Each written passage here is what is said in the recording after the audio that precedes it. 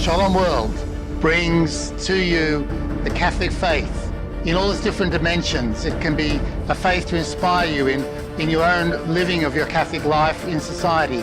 Shalom World offers you an opportunity of being enriched and strengthened in your family life. We live in a culture that needs to have a Catholic presence. We live in a culture that needs to be evangelized by the presence of Catholic teaching and the inspiration to live according to our Catholic way of life. I recommend to you to be involved in the work of Shalom World. May the Lord bless you and bless the work of Shalom World. In the name of the Father, and of the Son, and of the Holy Spirit. Amen. Shalom World, God's own channel.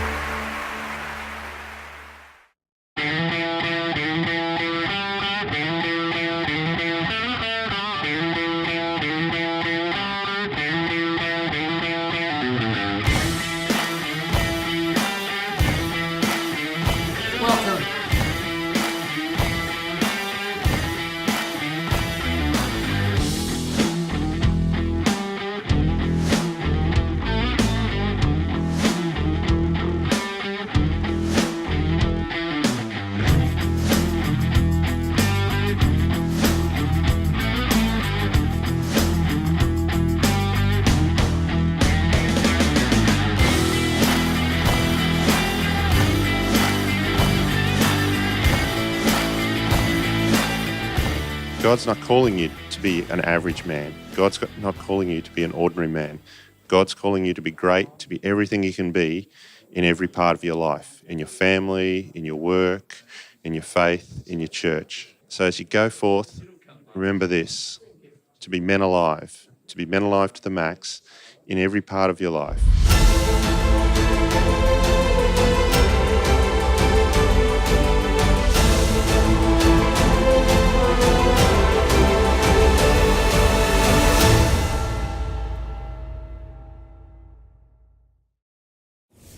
This is workshop 1. Unless you hear the voice of God, your life will be for nothing. So I'll introduce myself at much less length and much less embarrassingly. For those of you who've been to Max a few times, I've done that previously, so it's okay.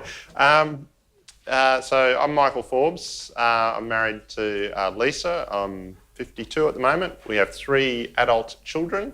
Our oldest son is married. He has 3 children as well. So our 3rd grandchild was born 12 days ago. So so we have grandchildren aged 4, 2, and 0.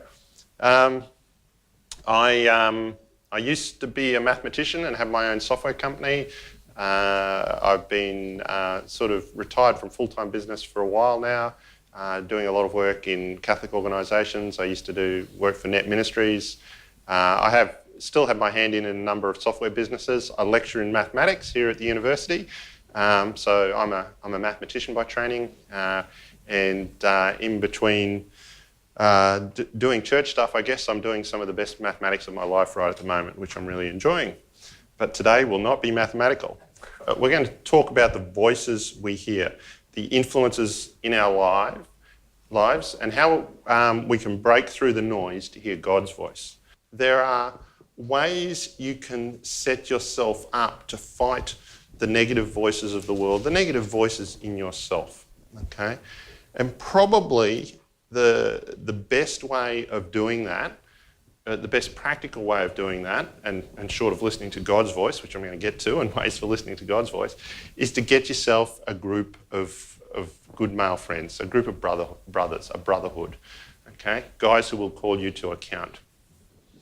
Men are generally better at calling bullshit on their mates than women are, okay? So if a woman goes to a group of women and says she's having a problem with somebody and this other person is terrible and life is just terrible, the women will just be sympathetic. Yeah, life is just terrible, it is. And, whereas men, and good men, will occasionally say to their mates, no, it's actually you that are the problem.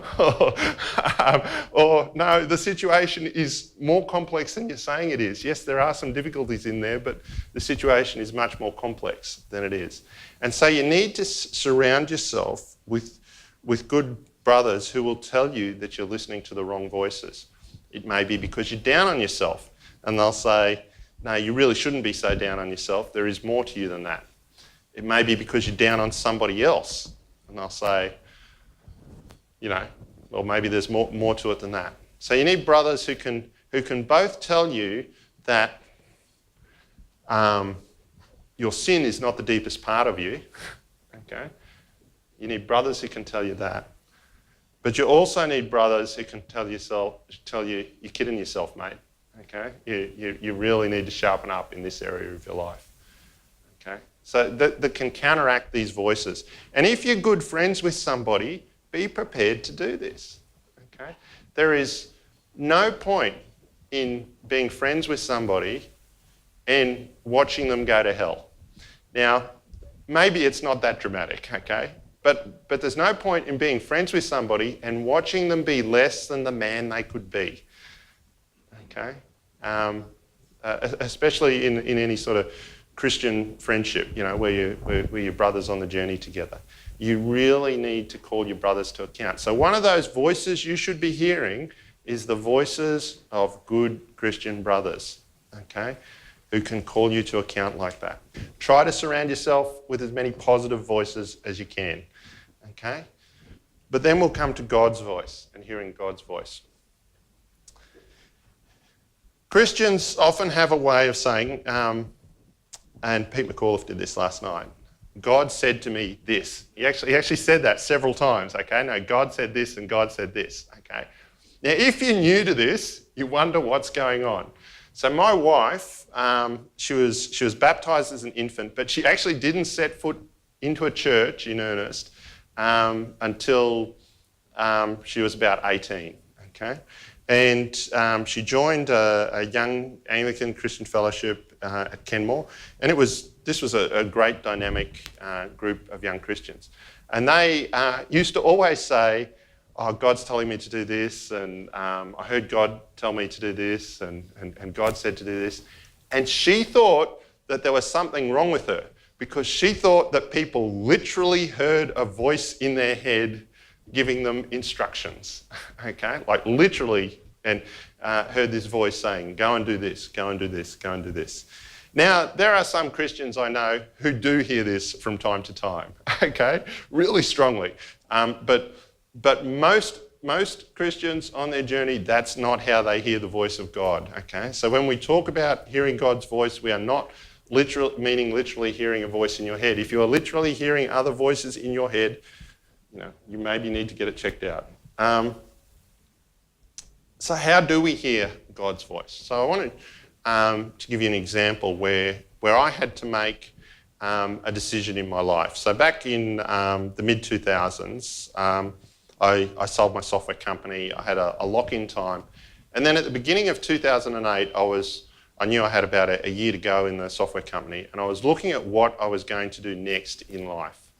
And I had a few options. I could go back to uni and be a full-time lecturer. I could be a high school teacher. I like the idea of potentially being a high school teacher. I could go into a new business. I considered becoming a deacon as an option. And I had a wide variety of options to choose from, okay?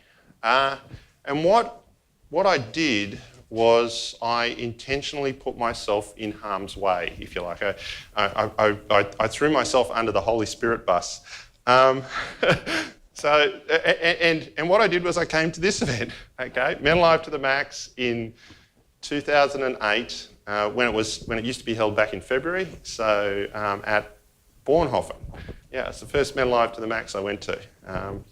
And it gave me a chance to pray about it, but more importantly, a chance to tell other men that I was thinking about what I was doing. And out of that, what happened was that Robert Felzon, who was the chairman of the board of NET, asked me, and then I was more formally asked whether I'd like to join the NET staff in a sort of an administrative and strategic role. And I said no. Okay, so this happened in the first half of 2008, and I said no because it didn't seem to me like God was calling me there. And then World Youth Day was on in the middle of 2008, and my wife and I led a group of young people to World Youth Day, and that was quite transformative for many of the young people on it, but also for me. And as a result of that, I really strongly felt God calling me to work in youth ministry. The offer to work at NET was still on the table, so it wasn't very difficult to put those together. But that was a long process. And part of the point, when you're hearing God's voice in terms of having to make decisions, is that sometimes you don't get the message until you need it. And you need to be prepared to live in that tension of not knowing what the decision is. We talk to our netters all the time about this. So we have young volunteers who'll come on net, do a first year, maybe do a second year, and they can spend a lot of time on the year worrying about what they're going to do next. And the important thing is to say, okay, so when are the deadlines? You're thinking about studying next year? When do you have to apply by? Say October. Okay, so you don't have to make your mind up until September. Don't sweat about it too much until then. And there's a really good story by Corrie ten Boom. Has anybody read The Hiding Place by Corrie ten Boom? It's a great book. I thoroughly recommend it. I heard it as a teenager because my father read it chapter by chapter to us at the dinner table after dinner when I was a teenager. It was fantastic. He must have come to something like this and decided that he wanted to fire us all up. And there's this story of when she was a youngster, she tells her dad that she's worried about knowing the right thing to do in the future, okay, at some time in the future. And he says to her, remember when you were a child and we used to go on journeys together, train journeys together? And she says, yeah, I remember that. And he says, when did I give you your ticket? And she says, just before I got on the train, okay? And sometimes we don't get the ticket until we're just about to get onto the train. And in fact, we don't even know the destination until we get the ticket and we're just about to get on the train, okay?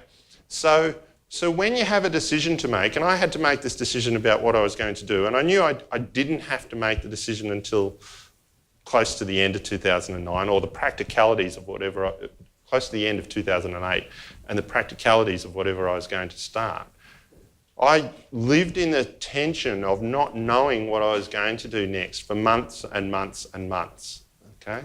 I mean, I had something to do. I was in a full-time job and I had lots of choices, lots of good choices. They weren't bad choices, they were good choices, lots of good choices. But I was prepared to live in that tension and pray about it until I got a sign, and I got a really big sign. I mean, I'm not saying that God put on World Youth Day and fired up 250,000 young Catholics so that I could decide to go to NET, but that's how it worked out.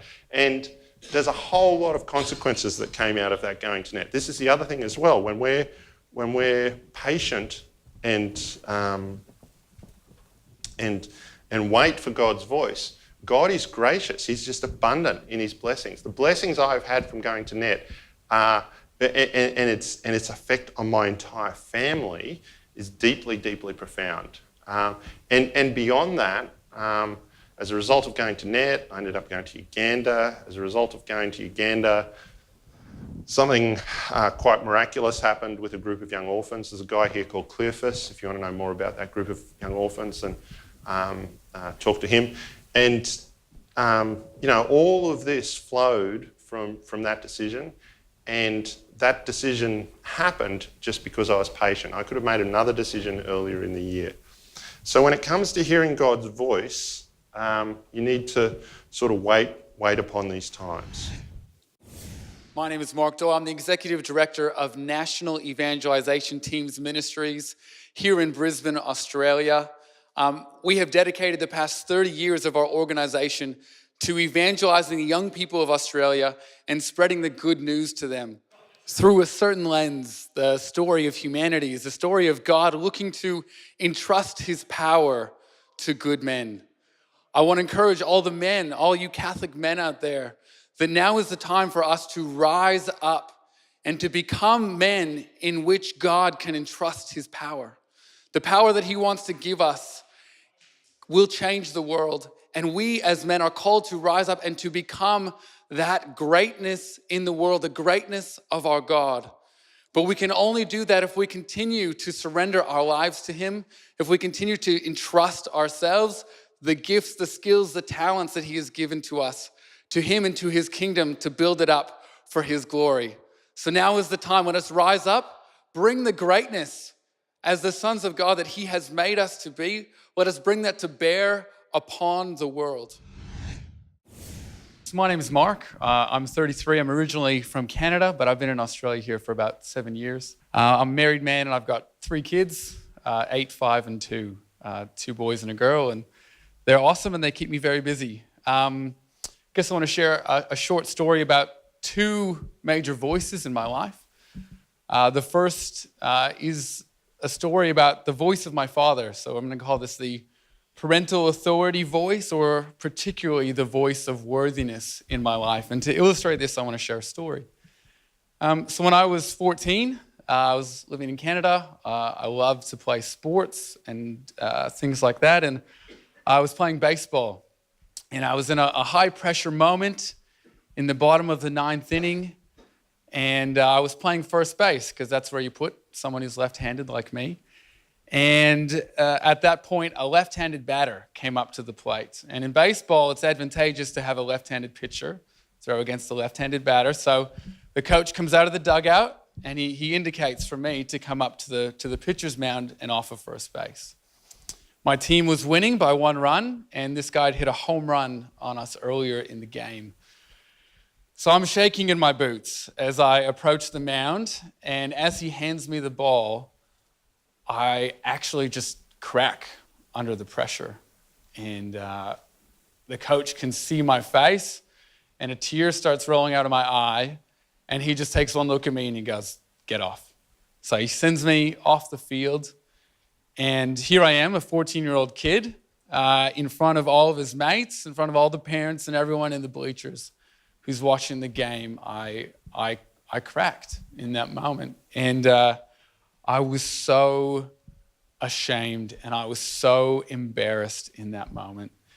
And then suddenly it gets even worse, because I'm sitting in the dugout, and who comes over but my mom? And as a 14-year-old boy, who's the last person you want to see coming over to make you feel better? There's my mom, and I'm like, get lost, mom, kind of thing.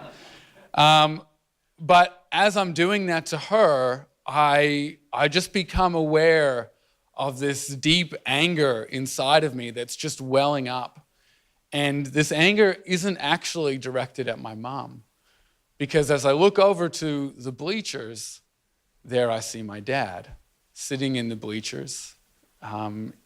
His head kind of hung, just not looking anywhere. And I felt so ashamed and I felt so alone. And all that I wanted in that moment was actually my father and his words of reassurance or affirmation, or probably anything other than head hung in silence. My dad's a great man. He's a hardworking guy who grew up on a farm.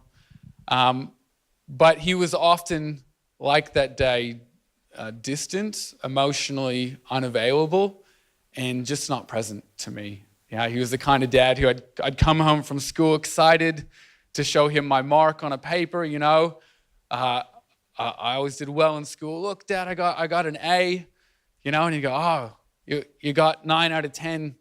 Why'd you get that one wrong?" So the focus was never on what I had done well. It was always on, "Oh, why'd you stuff that one up?" or "Why'd you get that wrong?" And so growing up, I had this voice that was my father's voice. It was a voice telling me, "You're only as good as how you perform." And my sense of worth, therefore, came directly from how hard I worked or how well I performed. And so as a young man looking for validation, I set out to earn his love. And so I worked as hard as I could at school. I worked as hard as I could at sports. In fact, I remember joining that baseball team because my dad told me that baseball was his favorite sport, you know? So growing up as a young man, that was the voice that I heard, and that was the thing that drove me forward so often, was that voice. Just going back about 6 months, I found myself in a place where I felt quite burnt out. I felt quite alone, and just overall tired, I think. And as I reflected on this, I realized that something needed to change. And I realized that, in fact, it was that voice that was kind of driving me, but that I had become a slave to this need to prove myself and this need to earn validation and earn love. So about 2 months ago, I decided to go on a men's retreat, very similar to this one. And as I was on that men's retreat, I heard the voice of God speak to me. Mark, I'm not sitting in the bleachers. I'm not a father who sits in the bleachers. I'm not distant. I'm not far away. I'm a God like that Father. And I come running for you out of the bleachers. And I come beside you, and I will never, ever leave you. Mark, you don't have to prove yourself to me. You don't have to earn my love. Mark, you are my son, and I love you. Not because you have to perform, not because you win the race, but simply because you are my son. And it was a profound moment for me as I watched that. It was incredibly healing for me to have God's voice cut through the noise, cut through all of the other voices, to cut through my own perception and the belief system that I had built around my Father's voice, to speak the truth to me. So I guess in wrapping up, I just want to invite you. I just want to tell you that God wants to speak to your heart, I believe, on this weekend. He wants to speak the truth to you. And I just encourage you to have an open heart to hear the voice of God. Like Michael said, whether it's through the scriptures or the sacraments or through your brothers here this weekend. Welcome to menALIVE MAX17. We're going to go and interview a few guys and just see how the weekend's impacted them. Come with me.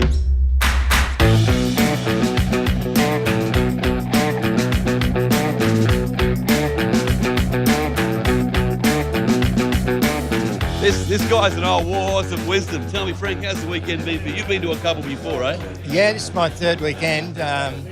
This time for me it's been very special because I'm taking notice of the young ones that are coming through, and as we age, it's great. It gives us great hope for the future with all the young people and wanting to be involved and moving along wonderfully. And it's been really inspirational for me this weekend. And what do you take away? Like, when you go, what's going to change when you head home next week? Well, that virtue of hope, mate. It's like I've got great hope in the future now, and just wanting to be a little bit more involved in things than I was.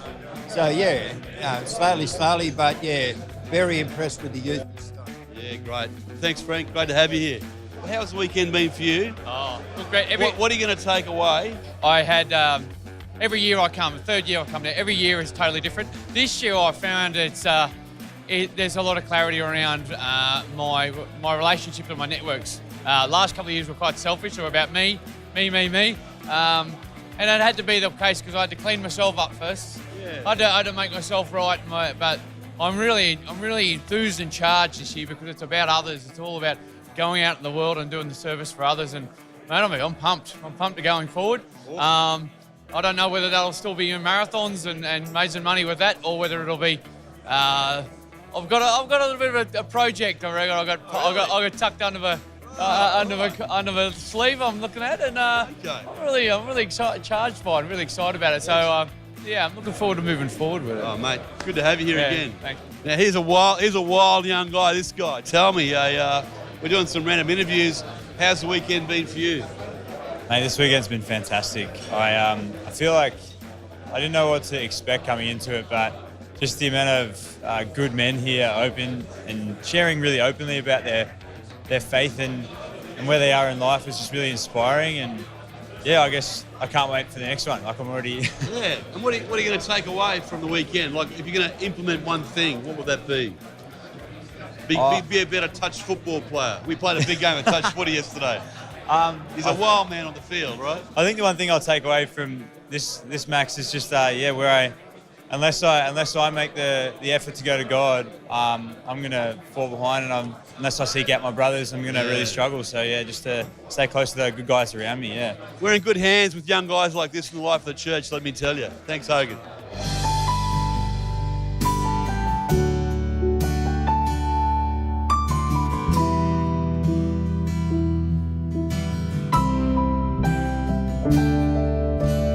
Brothers of the Son of Man, answer this question.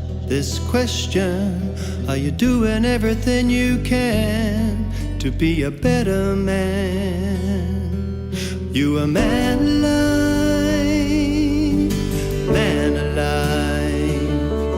Who are you? Are you a man alive? Are you a man alive?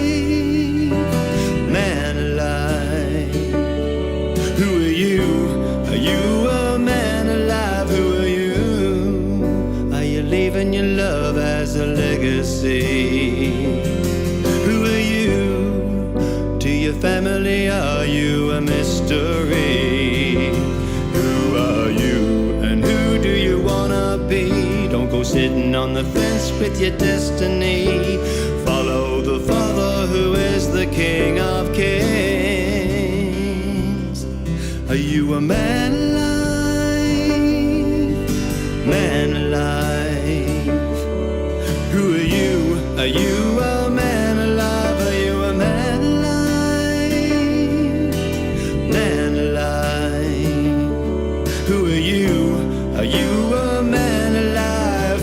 Man alive, or just a dead man walking? Man alive, are you walking the talking?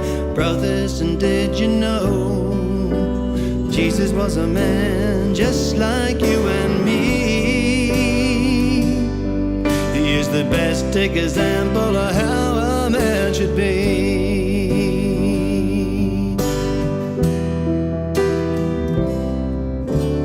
Brothers of the Son of Man, understand.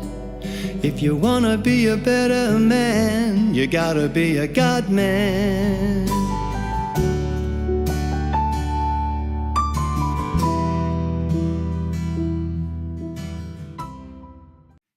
Jesus said, "The harvest is plentiful, but the laborers are few." The church needs many more young men and women to respond to God's call.